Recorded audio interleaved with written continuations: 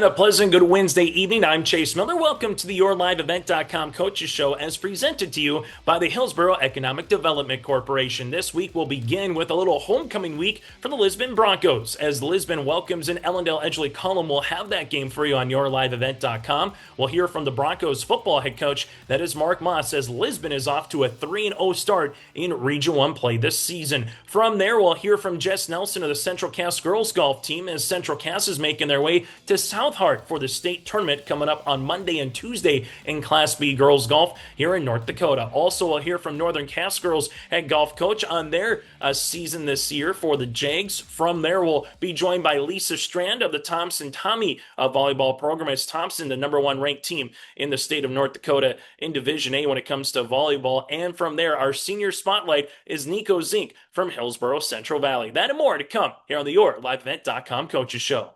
Join us here from the Lisbon Bronco perspective on the YourLiveEvent.com Coaches Show is their football head coach, that is Mark Moss, at 3-2 on the season, 3-0 in Region 1 play, and they got EEK coming into town coming up here on Friday night. We'll have that for you with Brent Dick on the call here on YourLiveEvent.com. Mark, before we talk about the Thunder, let's just kind of go over the season. You're already at the midway point, kind of crazy to think about that. Now it's going downhill. Every game obviously has its own unique tale, and now it's playoff positioning and try to see where you guys can hopefully get to, a month and change from now here, Mark. But just what's one thing about this club that you really like to this point of the season through camp and 5 games here on the season, Mark? Yeah, I think, coming into the season, I knew our depth was going to be an issue. You just look at the kids that you're going to have out, and I knew we were going to have a good core of kids. So I told people that we'd be able to put 11 good guys on the field, but like a lot of teams in our region and across the state and in our division, that depth was going to be an issue. And then we get into that Botano game, and just injuries started to decimate our team. So we let it affect us. I think early on, especially into the Park River game, I think some of that injury situation carried over. But what we've gotten out of that, and what the characteristic that I've seen in this team is they've been resilient. I mean, they haven't let the injuries affect us like they were early in the season. We've kind of taken that next man up mentality, and the kids that we're putting out there have stepped up, and they're just really playing as a team out there, and we really need that because we got some tough games ahead of us now. And the nice thing is you have gone on the road twice already in region play. Anytime you pick up a road win, it is very big at Northern Cass, last week at Oaks, and a home shutout against Valley City. What's the one thing about Region 1 play that you've liked most about your team here, Mark, in the first 3 Region 1 contests? Yeah, so I mean, our kids have stepped up. We kind of, after the non-region games, we kind of said, what, guys, we're everybody in our region now is on equal playing field. We're 0-0, just like everybody else, and we go out there and we're just taking it 1 week at a time. So our goal each week is to go 1-0. And we've been able to get some big wins. Going up to Northern Cass and getting that win against a good Northern Cass team, that gave us a lot of confidence. And you could see it building throughout the game, and then it kind of carried over into the Valley City game, and then this past week in Oaks, that was big. That was a big win for our program.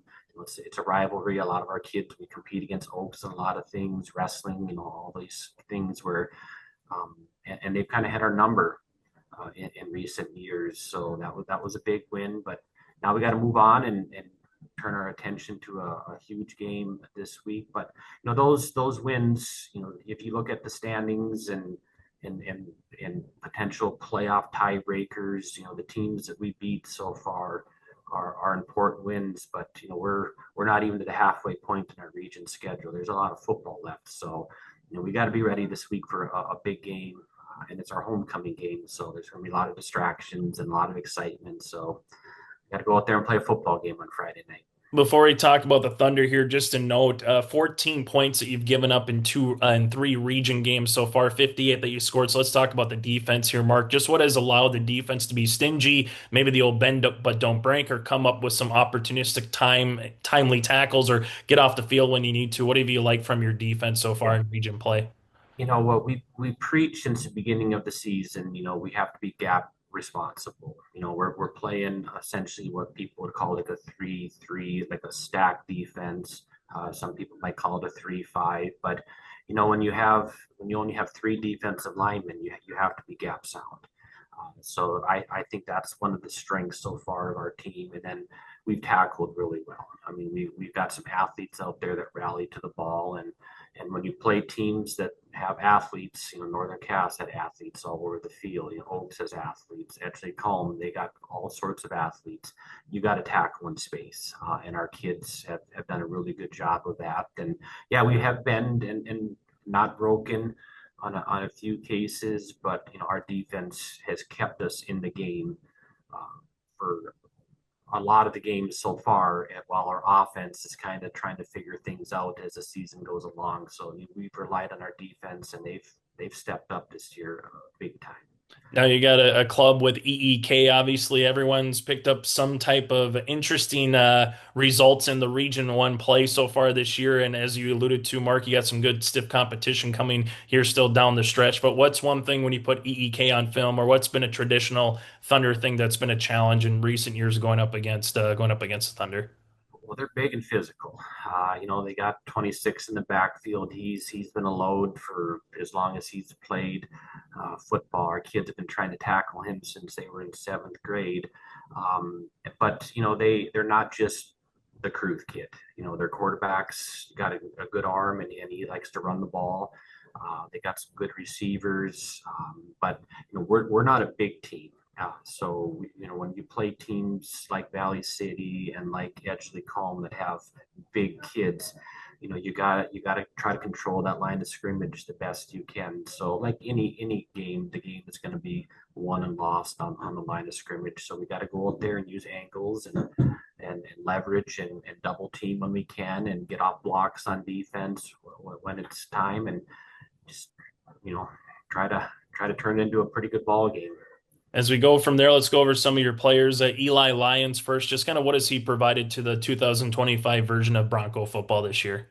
Well, he's just tough. I mean, he's just a flat out tough kid. He never comes off the field. I mean, I'm not kidding you that he has not taken one snap, one special teams playoff this year. So just the toughness, the grit. We put him in the backfield against Oaks this past week. He played running back last year, but just his team first mentality, he kind of stepped up in the offseason and said, I'll go and play offensive line. And he did it. And when it was time for him to go into the backfield to help us out because of some injuries, he doesn't blink an eye. He goes back there, and when he runs the ball, his feet never stop moving. On defense, he's always in the right spot. Hands down, he's one of the best tacklers in the state of North Dakota in any division. So the kid is he's just a football player, and coaches will understand when when you got a kid an athlete that plays football, or you have a football player. Eli Lyons is a football player. And talk about one more player here, Mark, as well with Brock Lyons. Just what have you kind of seen from him on the line spot so far this year? Yeah, so we don't have a ton of depth on the line, so we're relying on our linemen to play both sides of the ball, which is a tough ask for linemen to play both sides of the ball.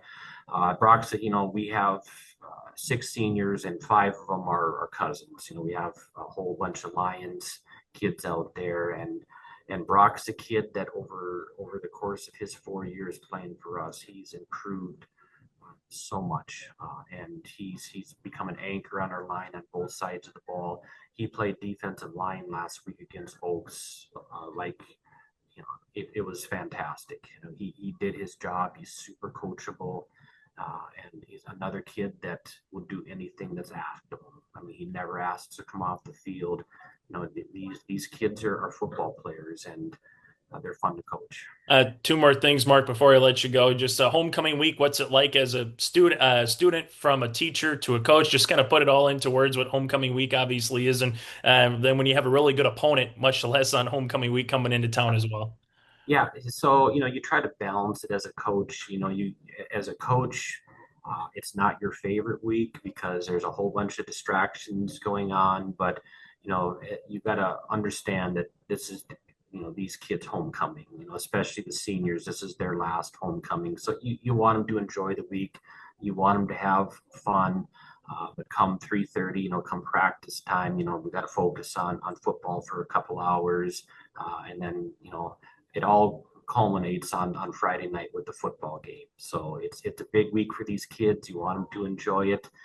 But, when it comes time to focus on football, we got to zero in. So there's distractions, but this is about the kids this week.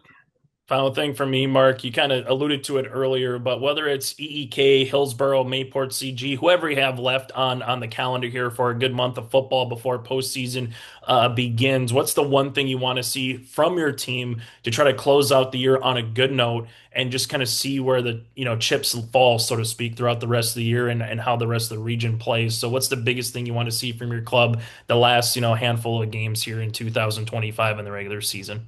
Well, I think the dynamic of the region this year, I mean, there's no, hiding the fact that they're coming into the season. I think all 8 teams in our region felt like they could be playoff teams this week. And we put ourselves in a good spot up till this point, but we can't be looking ahead. I mean, we can't be thinking about hosting a playoff game or what this means. Our focus has got to be this week. It's got to be on going 1-0 this week, and that's it. We can't be doing anything else. And then the next week, whoever we play that next week, we got to focus on them. But we can't be looking ahead. We can't be patting ourselves on the back for what we've accomplished so far. We can learn from it, and we can enjoy it for a little bit after the game. But we got to be zeroed in on this week's opponent. And so far, our kids have done a great job of that. So I don't expect anything different than 100% focused on the game this week. Hey, Mark, as always, thanks so much for your time. Best of luck here this weekend and throughout the rest of the season for Lisbon Broncos football. Yeah, thanks, Chase. Thanks for having me on so I can talk about the team this year. That again, Lisbon head coach Mark Moss. The Broncos host EEK on Friday night in Lisbon. We'll have it for you for homecoming night right here on yourliveevent.com. Again, Brent Dick has the call. Hillsboro Economic Development Committee supports businesses in the Hillsboro community in the form of loans and grants. Experience Hillsboro. There's more at 104. Welcome to the yourliveevent.com coaches show. Peder Naatz, head coach of the Hawley Nuggets football team, joining us. Peder, good to chat with you as always. And as we talk here at the midpoint of the season, currently Nuggets stand at 1-3, and let's just dive in right here at the midpoint. Your grade, your evaluation of the team halfway through the season. Well, I think after our performance on Friday night, most recently against Barnesville in a really hard-fought loss to them, 38-36 at their place, and we had the ball at the end of the game with an opportunity to win it.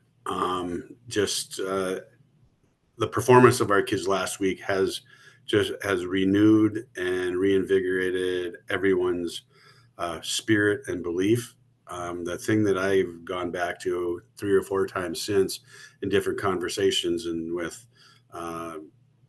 other people talking about this, whether it would be you on Saturday morning on the radio show or here tonight or a kid's dad, our kids finally realized that they can play that kind of football. They can play that physically, and it's okay to be banged up and fight through things, because we had some kids that were physically and emotionally exhausted, completely gassed after that game, and a lot of tears and a lot of just kids ready to collapse.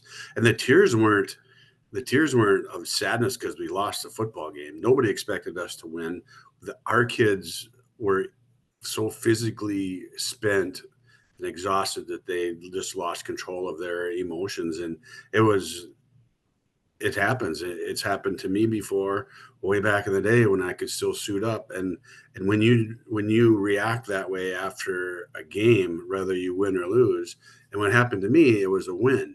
I just fell apart. I couldn't hardly stand up. But the kids realize that they can play that way, and they know how to do it now. And when you can compete with Barnesville at Barnesville like that, and keep it as close and have an opportunity to win at the end, you've done something. They've been at the top of the heap for a long time, and our kids realize that. So there is a different energy for a team that's 1-3. We've got a lot of energy at practice and a lot of positivity, and that's a credit to our kids. That's a credit to our coaching staff, and not giving up, not feeling sorry for ourselves because we lost a game we shouldn't have lost in week 2. And for all intents and purposes, we should be 2-2. We're not. We're 1-3, and it doesn't get easier this week with Pillager coming in. But let's go. Let's line them up and go, Jake. As a coaching staff, what's it like to have that team then that shows the emotion, that leaves it on the field, that comes ready to go in practice, and they want to get after it? And what's that allow you to do out there, whether it is on the practice field to get things in or on game night Friday night? I think the longer, that's a really good question. I think when your kids figure some things out and go through a game and perform like they performed last week, and it becomes much easier for a coaching staff to be 100% honest with the kids, not sugarcoat things. Well, we think you can play more if this happens, or if you get a little bit stronger, get a little bit faster. Well, that doesn't usually happen during the season, and that's just kind of getting around the issue, trying to save feelings for a kid. And right now, we had some hurt feelings on Friday night because some kids didn't play, but we had some honest discussions over the weekend, and it's like, all right, here now you have an opportunity. It didn't happen then, but out of necessity, we got somebody hurt and a couple kids that we got to try to rest a little bit. How are you going to rest against Pillager? But we need to jockey some kids around and give kids another opportunity, or more of an opportunity, to prove themselves. And now they know exactly what we expect of them. And it's when, just like in any business or any field, when you go to work, success is about trust and relationships. And if your relationships are strong, you trust people. And if you trust people and they follow through with that and what you expect of them and what they expect of you, the stronger that relationship gets and the more trust that you build. And the more that goes, the stronger the relationship. And when you have everybody on board and everybody, it sounds like a cliche, but it's not a cliche, it's realism, because the more together everybody is, the better the whole organization does. It doesn't matter what sport or what business. I mean, if you got a couple of wingnuts at your live event or at the radio station that are kind of doing their own thing and not really in line, not following your orders or the absolute direction of Burke or anything, but just, yeah, I'm not going to do it that way this time. And that creates some division, and then things aren't so nice at that place and the other place. So the stronger the relationships, the more the trust, and the further that unit or that group can go in whatever area of the world they're in, whether it be a game or a team or a company or a sales division or a broadcast crew or whatever. So it's no secret. It just takes a while for boys in their teens to kind of figure that out. And that's not the only thing they have a hard time figuring out sometimes. We were all there. Well, one thing the guys had to figure out too was, as you mentioned, with some injuries here that you've been dealing with the last couple weeks, and seeing those, especially some of those young guys step into the spot, that's got to be nice to see as a coach. Yeah, Brody Hadley went down in the Staples game early, first quarter. Maybe it was even our first drive. It was a soft tissue injury in his forearm and his wrist. He couldn't squeeze the football. He couldn't hold the football. So Hudson Midtoon, 14-year-old freshman, gets shoved into the game in the first quarter against one of the best teams in the state. He didn't flinch. He didn't have wide, big, scared eyes. He put his helmet on, looked at Coach Haugen and looked at me and said, all right, time to play, time for you to step in. And he just gave a nod and like that, not a smile, nothing, just locked in. And he had a great game. He did well against Staples with very little prep. And then against Barnesville, he had a great game, extending some plays, making some big throws, getting out of bounds, getting the ball to the right person. He had an interception, but the interception was right before halftime going into the end zone. And it was, I believe, a 4th down play, 4th and 9 or 4th and 11 or something like that at the 12. So we still could have got a first down, but that was, and I wouldn't say that was a mistake. There was an interception in the end zone. But yeah, he had an opportunity to play. Eddie Olson is a sophomore. He's just a little squirt and doing a nice job on our return team. He does some contain on our kickoff team. He returns punts. He's just a very savvy kid. We're trying to keep him in situations or get him into situations when we need him to keep him out of the high traffic zones and keep him out of the middle of the field where the linebackers are and things like that. But he's just really smart. And for the size he has and his age right now, he made a great tackle against the inside linebacker and fullback for Staples in the open field. And it was just a textbook tackle. And we've used that in our film sessions about, okay, he's outweighed by 70 pounds. Maybe it's 80 pounds by this kid. And it was just a perfect form tackle around the legs and took the guy out one-on-one. And it wasn't a collision. It was just a really good tackle. And he did things the way he was coached. And so this is a team that they've taken advantage of their opportunities. We had a lot of kids play in that Pelican game right away, week 1, and a lot of kids did well. And we got a couple kids out for 6 weeks, 5 weeks from that game. And ever since then, other kids have been stepping up. So this week we're going to try to pull Jackson Skink out of the off the defensive side a little bit. His shoulder is kind of messed up, and he could really use some time off where he's still going to play some offense, and you can kind of not protect yourself, but you can protect a part of your body better offensively than defensively, because you're creating the action and creating the direction that you're going, not reacting to what somebody else is doing. You can kind of dictate that. So we're going to get some more time in for some other guys that haven't gotten a ton of time yet. And and when they get their opportunity, hopefully they step up like the other guys have done this year.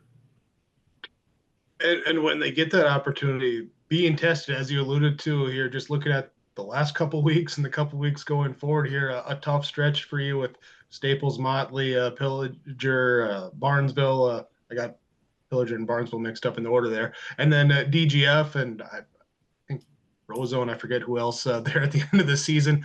But talk about that old cliche of iron sharpens iron and how this stretch is getting you to where you want to be come playoff time.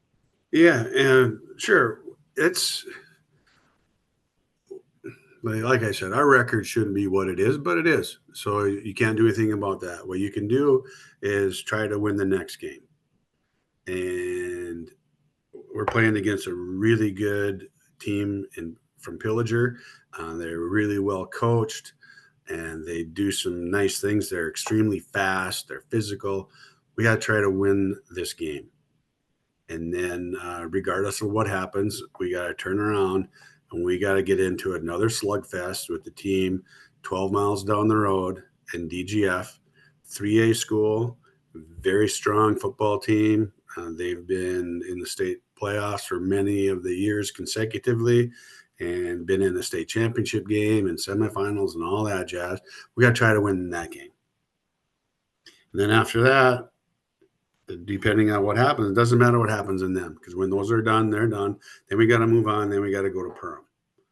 Okay. And then there's a possibility that we can win our next 4 games and be 5-3. There's a possibility that we can win 2 more, 3 more, or 1 more game. It doesn't really matter how many we win going out.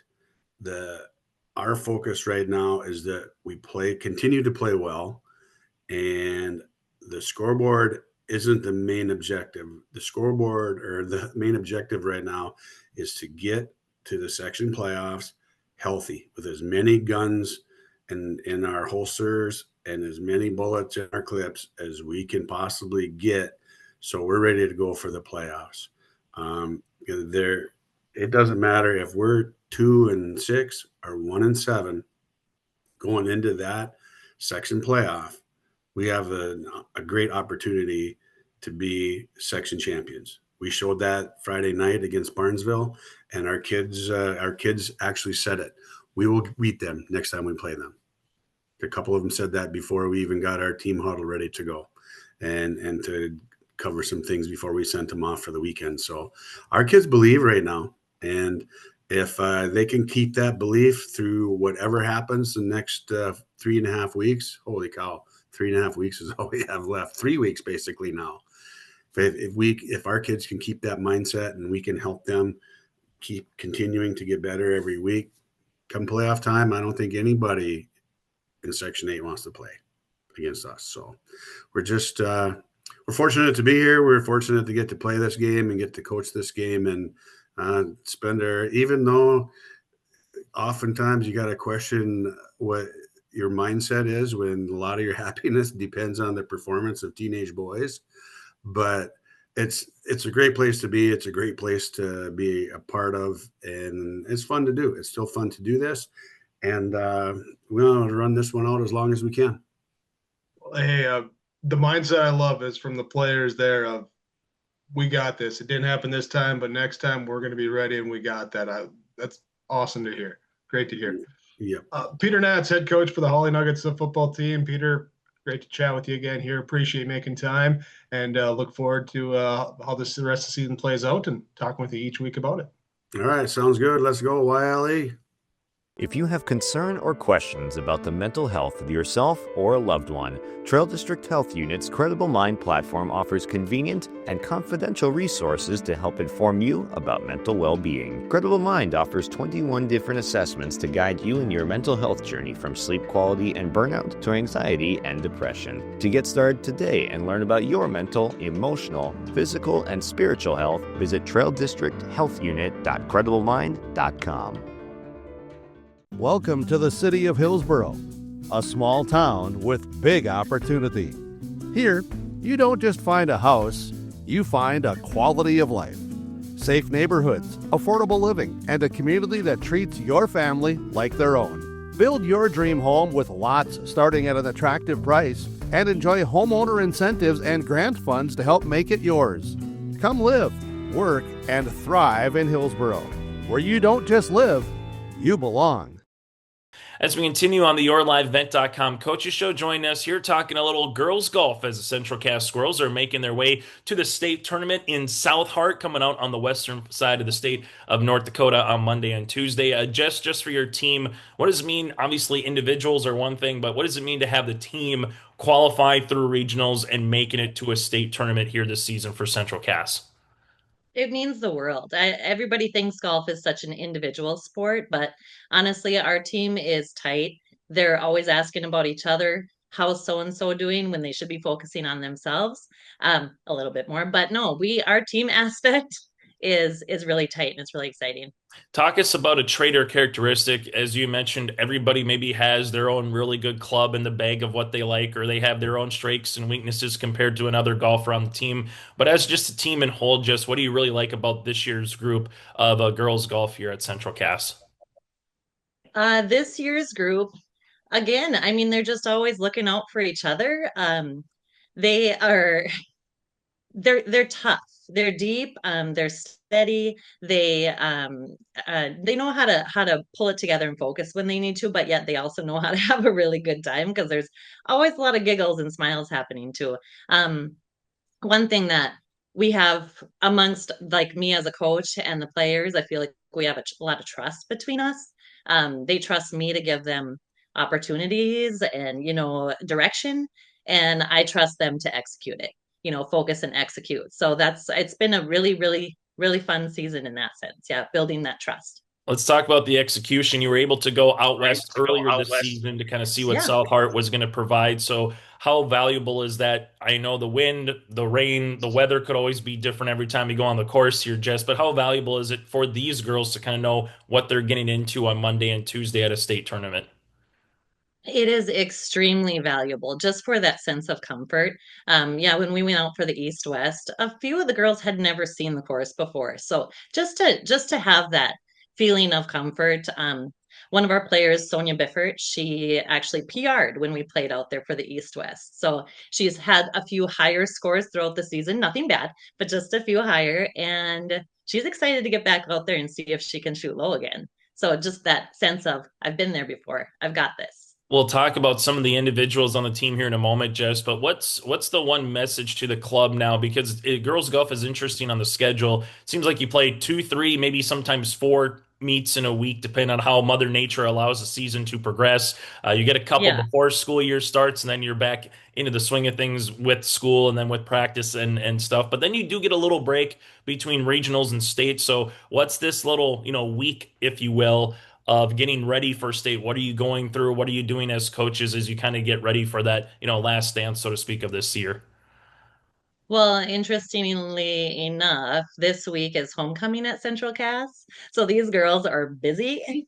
Every week they're thinking about what they're going to wear for their theme, but we've done a good job of trying to reel them in when it comes to time to practice, back to that trust factor, time to execute and focus in that small amount of time that we have. So we're just working on reps and skills, of course, getting out on the course and playing holes, but it's just, yeah, just a lot of reps, a lot of repeat stuff so that they just feel comfortable when we get out there. Maybe it's not a week of rest, it's a week of focused practice. As you go from there, let's talk about some of those players who focused throughout the course of the year here. Let's start with Grace Wood, your senior. Just kind of what has she meant to the club? Obviously, when you look at the roster, there's a lot of underclassmen on the team, a sprinkle of a senior and junior, so to speak, as upperclassmen here for you, Jess. But what does Grace just kind of mean to the club this season? Grace is our leader, 100%. She brings these girls together, takes care of them. Everybody calls her mom, which is kind of fun. But yeah, she's been a leader for years, actually. The girls really look up to her. And she in a fun, if it was really fun to see her qualify early in the season. We only have 3 chances throughout the season to qualify individually, and our second chance she nailed it. So she was our first one to qualify for state, which was fun. And just to touch on Grace a little bit more, she wasn't so concerned about herself. Yes, she should be celebrating herself, but she was ready to get the rest of her team to join her. That's what she was focused on. Another note on Grace is that she was voted as Senior Athlete of the Year for Region 1 amongst the coaches too. So that says a lot.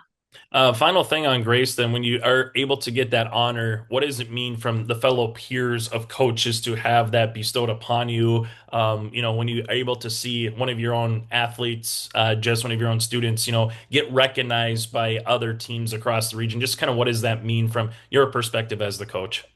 Oh, it makes me extremely proud. I mean, I'm always proud of her and everyone on the team, but it makes me extremely proud because she represents herself so well, very respectfully, and you can tell that the other coaches see her love for the game and how she makes relationships with other players too.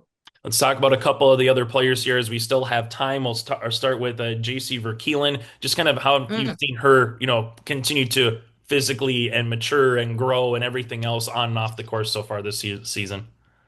JC's only a sophomore, and that's really fun and exciting to see. She is also a dual sporter, so she's playing volleyball too. But when she comes out to practice, she is dialed in. So it's really fun. She's had a number of top tens throughout the season. And it's only going to get better for her. I'm just really excited to see her grow. She did qualify at the regional tournament as an individual too. So yeah, she's going to be fun to watch. Already is. And one more player as we still have time with Kenley Tope. Similar question, just kind of what have she's been able to do on and off the course this season here, Jess? Yep, she also qualified at our regional tournament. She keeps her energy steady, her mood steady, and her scores are pretty steady, but she's been dropping as the season has gone. So I'm really excited to see what she can bring at state this next weekend. Yeah, able to see Wood and Verkeelen and Tope all again qualified individually as well as with the team. So from the last question that I have, Jess, when you do have players who qualified individually and you do have players that qualified with the team, what's the dynamics going into a particular tournament like this for state? Are you saying, hey, just go shoot your round, do as best as you can do, and then we'll worry about the team later? Because golf is that individual sport where you need to take care of your own business. So how do you talk about it as a coach? Or is it, hey, no matter if you're here with the team or you're here individually, you're just trying to do your best no matter what, the course provides you on that day? I present it more as shoot your best for the team. Let's get our team there. Obviously, that individual ranking will fall into place when that happens. So we build that team aspect from the beginning. We're a little family. Last thing for me, Jess, just what are you up to right now as a club? When are you heading out there to the western part of the state? Just kind of take us through what your schedule is like the rest of this week and early part of next week with state on Monday and Tuesday. Well, like I said, just practices as much as we can inside and outside of this homecoming week. But we have our, homecoming football game on Friday. We had volleyball last night. We have the homecoming dance on Saturday. So I'm going to have some really tired girls getting on the bus Sunday morning. We're going to take off Sunday morning, play a practice round, make ourselves at home and get comfortable. And then we get started on Monday for competition. Hey, Jess, thank you so much for your time. Best of luck to you and the team out there again at South Hart coming up here on Monday and Tuesday. Thank you. That again, Jess Nelson, head coach of the Central Cass girls golf team as they're making their way to the state tournament. This week's Dakota Heritage Bank Crowning Moments brings you highlights from your live event broadcasts, celebrating standout performances and achievements from our local athletes. These are the moments that inspire us all. Moments of determination, teamwork, and success. Dakota Heritage Bank, helping dreams come true. Sharing our heritage, sharing our future. Here, back behind the sticks, Burrows, go to the air as Lushik looking to pass, backpedaling, pressure in his face immediately, and brought down for the sack. They get the play off, little play action here. Whipple all day to throw, steps up, fires, looking for Baco deep down the field at the 40. Oh, what a catch by Baco. Baco to the 40, and Baco is loose. You got Baco'd. That one goes 90 yards for a house call. Leading 11-9 in set 2. Received by the Firebirds. At the net, misplayed, and over by Hofstad. It was a misplay by Wolf, but they got it over. Now a quick dump in the middle. Kept alive. Great effort by Ellsberger. Now free balled across. Back row. That was play by McIver. Burrows send it across. Dug up. Played back. Wolf. McIver. Oh, baby, what a save that was. Now a swing left side. Brill, too strong. McIver. You did it. He gets away from Miller. Now rolling to his right side. Pressure on the inside and throwing downfield, and it is caught down the right sideline and inside the 5. Oster hands free on, trying to force his way through. He's through the crowd. And it's a happy homecoming for Thompson. Labor from the gun. Throws, bobbled and intercepted. Through the hands of Dylan Reitman and picked off by Brady Riplinger. Pass to Labor, throws, intercepted.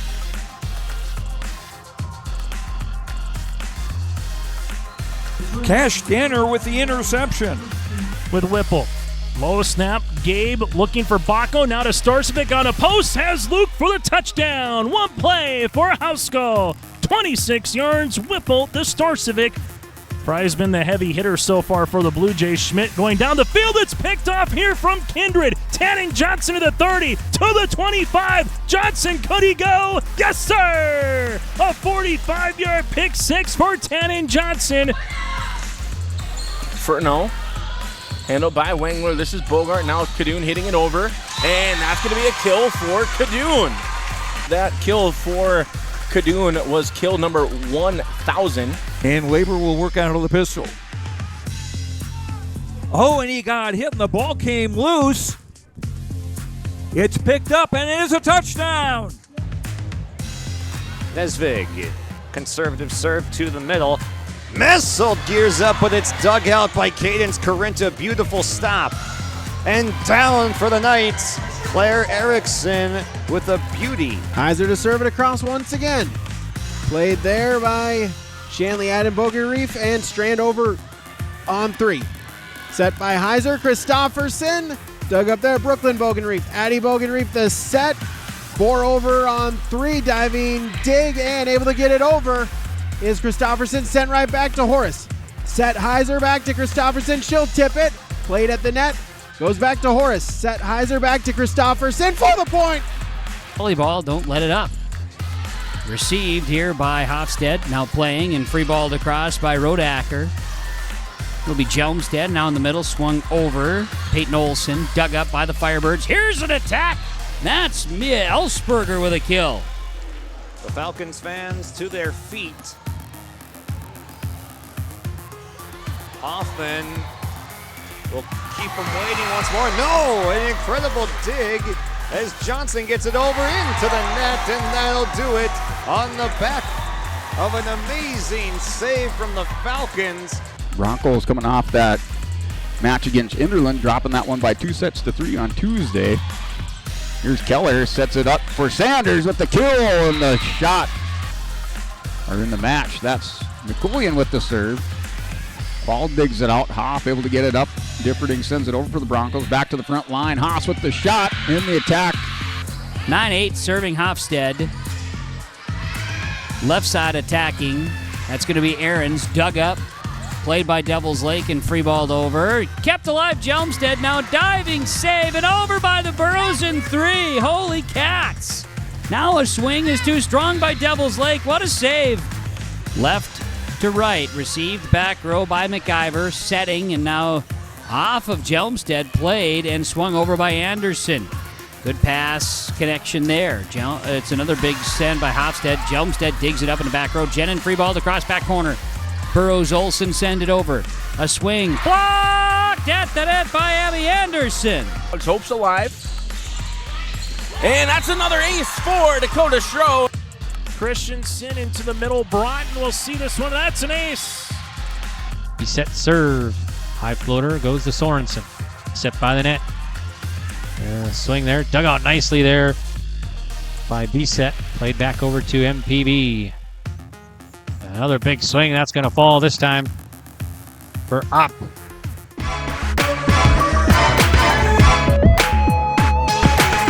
Welcome to the Your Live Event Coaches Show. Josh Boyko here with Mackenzie Tadych. And thank you for joining us here, Northern Cast Girls Golf. Just take me through how the season was and what stood out to you. Yeah, it was a great season of growth and excitement for all the girls. We actually had our record number of girls this year, so we had 20 girls on the team, and a good variety of ages and dynamics, which was really fun. We had 3 8th graders and 3 seniors that ended up playing varsity for the season. So that was a fun group of newcomers that were strong, but also we had a good strong leadership on the front end. So yeah, it was a fun group. Oh. And what makes a golf team like this enjoyable to coach, enjoyable to be around and practice each day? Yeah, I think it's just the mindset of golf is, a little bit more laid back, but also they're out there to have fun and to grow and to get better individually. And what makes it fun is just seeing them cheering each other on and celebrating those little moments of PRs at each, meet and just cheering for each other while also, striving to be better as a team. And yeah, it's fun. What type of improvements did you see throughout the year? Well, we definitely saw an improvement as a team. It was a little bit of an interesting start because we started off at a meet that was different than most of our region being together. And so we actually ended up starting off the year with the first place finish, which was super fun, and just kicking off the season.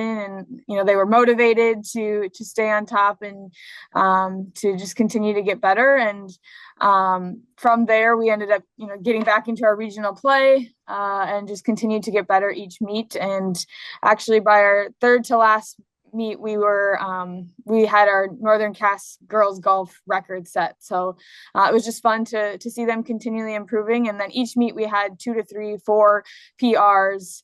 They were just out there striving to get better each day. Anyone individually that stood out for this team that made some leaps and bounds throughout the year to improve? It's an interesting question as I, conclude the season and try to figure out who is our most improved and who is our, rookie of the year. And having 2 fresh 8th graders coming out as rookies and onto the team, they both stood out, as great rookies. But then we also had a third 8th grader who played last year, and she, came back as a strong leader on the varsity team. And then our 3 seniors who played, they all took their chance at taking the lead, of being in that first, second place. And I can't say that we always had one in the same spot. I mean, they all took their turns and made it to the top when we needed them to. And it was just a very well-rounded team. And that's what was fun to coach. So. Mm-hmm. And what's the benefit of having some players in the 8th grade and the pipeline that are already on this team and making some leaps themselves? Yeah, it's fun to see, knowing that they have 4 strong years left. And there's a lot of girls in between there too. We lose some strong seniors this year who have been playing since they were in 8th grade, and they've been on the team since 8th grade. And that's why it's fun to see some of these records being set for our school. But also knowing that 3 of those 8th graders were on that team this year, that those records can easily be beat again next year. And just knowing that there's going to be 4 or 3 strong leaders for the next 4 years, and the rest will trickle in, and we're just continuing to build the pipeline and excitement for golf here at Northern Cass. Mm-hmm. What's the general feeling after this season comes to an end, and just looking forward to the next one, and also just reflecting on this one? Yeah, reflecting on, there's a lot of continued growth that can happen. And we look at all winter, we can still practice indoors, right? And we still have that opportunity. I think there's a lot of excitement that comes after this year, and how can we continue to improve in the off season and really over the summer, which is the nice part. We can be outside enjoying the summer courses and gearing up right away again for next year. And I just think that there's a lot of young excitement and young blood coming up, and so I think that makes it exciting for many years to come. Yeah. And you said a decent amount of girls coming out this year for attendance wise, or just numbers in the program, right? Yeah, we had 20 girls this year, which is the most we've ever had. And even you talk to 6th and 7th grade girls, like they're excited to come out. And so I think that, there's a lot of talk around golf and just the enjoyment that it brings and the individual piece to it, but also the team aspect that comes with it. So it's a fun, enjoyable sport for everyone. And, we encourage, this is a lifelong sport that, you can do in high school, but also it can go with you forever. And so I think that's a big draw to it too. What type of lessons do you think can be gained just from the game of golf, as people, they play it for a long amount of time. So what type of lessons can you gain through a tough game like golf? Oh, there's a lot of lessons that can come, life lessons, that's what we talk about on the course. It's humbling. No game is ever the same. No round is ever the same. Even those that are the best are still going to struggle, and you're still going to have tough holes. And it's being able to, be persistent and not give up, and have that growth mindset of, if I have a bad hole now, the next hole's a new hole, and the next 9 are a new 9. And it's, continuing to just have that positive mindset and positive self-talk. And, a lot of what happens out on the golf course is all in your head, right? And so how can we be lifting each other up? And that's what we need to do in life too. It's not just on the course, right? So practicing those skills out on the course are going to get us far in life too. So we have a lot of real life conversations from that. Wonderful. Well, thank you for taking some time to join us here today. We really appreciate the season recap, and best of luck in the off season moving forward. Awesome. Thank you so much. Thank you. That is Northern Cast Golf. Join us here on YourLiveEvent.com. Don't be fooled by that beat-up old cap. Its faded crown represents the tireless work of America's farmers and ranchers. Its sturdy brim, their dedication to providing our nation with a safe, affordable food source. So we'd like to tip our hat to them. Farmers Union Insurance, protecting those that protect America's food source. Visit with Ryan Opdahl, your local Farmers Union insurance agent in Hillsboro.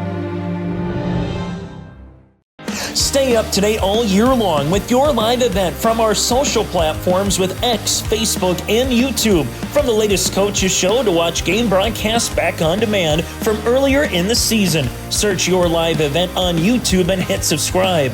Outside the three-point arc. Pick and pop here with Spaeth into the left side corner. Three, good. For the complete and most up-to-date schedule throughout the year, head to our website at yourliveevent.com. Welcome to the Your Live Event Coaches Show, joined by longtime Thompson Tommies head volleyball coach Lisa Strand. Join us here this afternoon. Lisa, thanks for taking the time. Thank you. So take me through just the first few matches of the season as we progress towards midway through the year now into September. Take me through what you've liked from your team so far. We've showed a lot of resilience in the first matches of the season. I did not expect really to be at this juncture right now. I thought that we had a lot of good players and that they were going to come through and do a lot of nice things for us, but I really wasn't sure how far that they would be able to go. And they've been doing really well, and so I'm very pleased and look forward to more progress from them. We played a lot of tough teams and been able to come out on top. So it's so far been a good season, I think. Mm-hmm. Yeah, just looking at the schedule, there have been some tough opponents on there. So what does it say about this team? What are some of the characteristics that you see in them able to come out on top in a large majority of those games? Well, what I see is that they're determined. Usually they're really working hard and going after it. And, if they lose that confidence, that's where, trouble starts with, pretty much everyone. But, they're trying new things and they're willing to go further and put themselves on the line for it. Yeah. Have there been any standouts or players that have improved throughout the season that you've really seen take a leap? Yeah, pretty much all of them. They've all pretty much done a great job of expanding and gaining and getting better and better as the time goes along. All of them working hard. Jossie Oster, she's a sophomore who's been passing for us, and she's been doing a really nice job. So that we've seen a lot of improvement in her. And then our freshman Vivian Myshak, who's done really well. She's just getting more confidence every time she steps on the floor. Yeah. What makes coaching enjoyable for you at this juncture, having done it for a number of years now? What keeps it fresh and interesting for you? Oh, I just enjoy it. I enjoy the sport. I enjoy working with the students and the players. Their enthusiasm is pushing me, and I just really feel like hopefully I still have something to offer, and that we can work together. And it's really fun when you can see them blossoming and coming together and see the things that they're capable of doing actually happening on the court. Yeah. And for someone that might not have seen Thompson volleyball for this year, I mean, every group's a little bit different. Each year's a little bit different. How would you describe the style? How would you describe their strengths? I think their strength is in their athleticism. We've got a lot of good athletes on the court.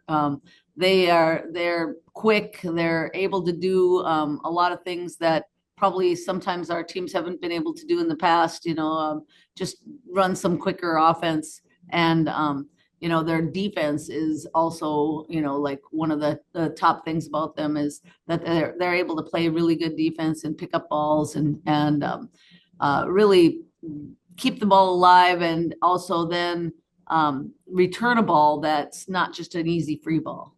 Yeah. What are some goals that the team has in mind moving forward as we progress throughout the year? Well, we play a lot of tough competition, as proven the other night when we played Grafton. Grafton is a really strong team. They've got a lot of good hard hitters, and their blocking was just fantastic. And so, we've got to pick up our game, and we just got to keep on building. You can't rest on anything. There's no time for that. So, keep working and keep going after everything all the time. There's no, and when we go to practice, we just got to buckle down and really focus on what we're doing and learn how to do everything a little bit better, a little bit crisper, and then keep pushing each other. I think their chemistry is really good, and I think that they can hold each other accountable, and that will really help in the long run. Mm-hmm. How much is having that team chemistry, and you said the accountability too, how much is having that cohesiveness in a team just help you throughout a long season? Oh, you've got to have it. If you don't, things can break down in a hurry, and they have to trust each other. And there's been times when the trust has been lost or just falters a little bit, and that always takes away from the team. And so if you can keep them on that even keel, and that they can keep themselves there, that means a whole lot to their ability to have success. And so looking at forward, just hope that they continue to have good team chemistry, that they continue to work with each other and for each other and support each other. And with that, I think they'll be able to have a lot of success. Again, there's a lot of good teams out there, and, being in this A division just, makes it more of a challenge every time we step on the floor. And the teams that we face, whether they were former B or former A, there's going to be always someone that is challenging across the net from us. Yeah. Going to the 3-class system, has that affected anything that you've been able to see so far? Has that changed anything for the dynamic, or is it pretty much the same? It hasn't changed a whole lot other than travel time. There's that travel time factor that's in there, but we're pretty fortunate here in the Valley because most of our teams are fairly close. Our farthest one we go to coming up here at Harvey, Wells County, and to travel there, a 2.5-hour drive just isn't a normal outing for us. So that's going to be a little bit different, but it'll still be a fun experience to be able to go out there and see what they're doing in their area too. Yeah. What are some of your favorite and most memorable moments throughout your coaching career at Thompson that you can recall on? Oh gosh. Just, there a lot of them are practice times, just the fun times in practice and the aha moments for a player. Those are the fun times that I think. I love practice. I think practice is really fun. The girls might not always agree with me, but they might not see practice in the same way. But I like how they can grow and to see the difference in practice, and then how they bring that to the court and put it in play in a game.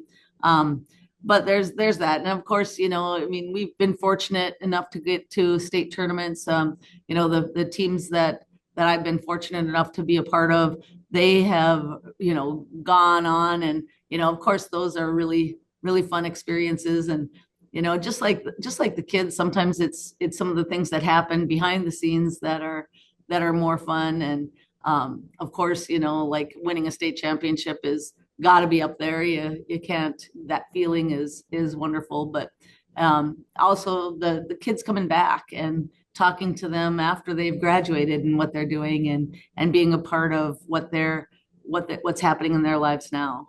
Yeah, absolutely. Well, thank you so much for taking some time here to join us this afternoon. We really appreciate it, and best of luck the rest of the season. Thank you so much. And thanks for your live event, for everything that you do for area sports. We appreciate it, and we love doing it. So that's Lisa Strand joining us here on our Your Live Event Coaches Show here on yourliveevent.com. Live, work, and play here in Hillsboro, North Dakota. The Hillsboro Economic Development Committee can assist you with information and support for business and housing. Experience Hillsboro. More at 104. Welcome to our senior spotlight on the Your Live Event Coaches Show. This week, I've got Niko Zink joining me here from HCV Cross Country, a leading scorer for this team and just a decorated, talented runner for this Burroughs program. So, Niko, thanks for taking a little bit of time to join me here today. Yes, sir. So, take me through some of your favorite memories with HCV Cross Country and just your running career in general for high school. First, for fun memories, it's Roy Griak every year when we go to take the whole team down to Minneapolis. We go to Valley Fair and hang out and enjoy that huge race.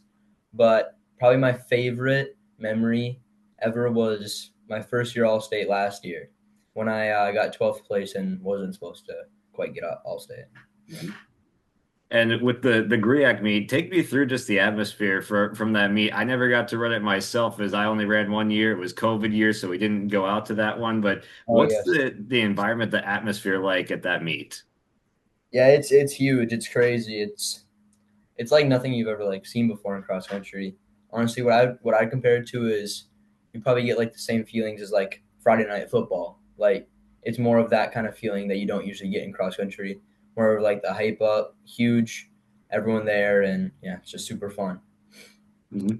And then you said a 12th place finish, just kind of climbing up the ranks, maybe a little bit further than projected. So talk to me about that race, just the memory of getting up to that high on the charts. Yeah, it was a super fun race. Me and a buddy from Kindred got cut off, and we're in the back of the pack to start out. We were in 80th at the mile mark, and we just had to work our way up, and it was fun to do that together. Yeah.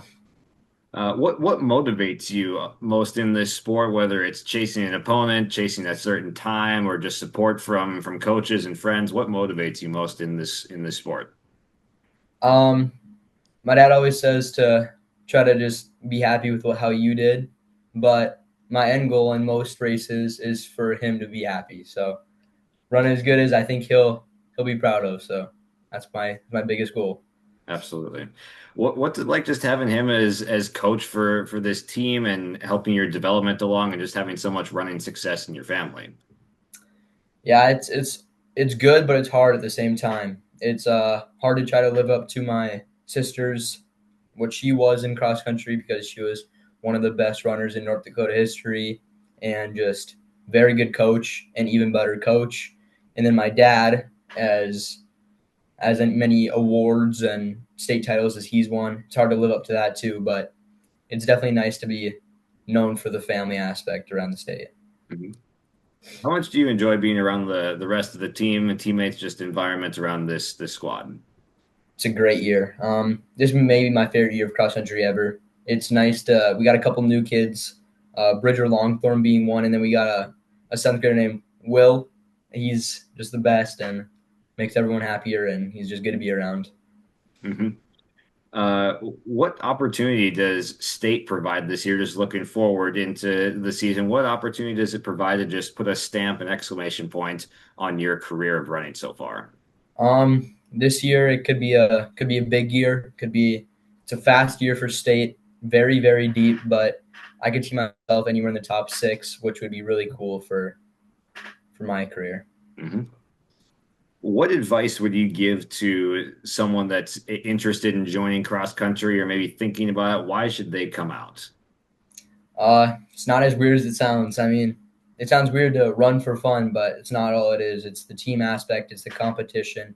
It's just getting out there and competing every day and pushing through. And there's just a sense of great feeling with finishing practice and knowing that you put your body through all that.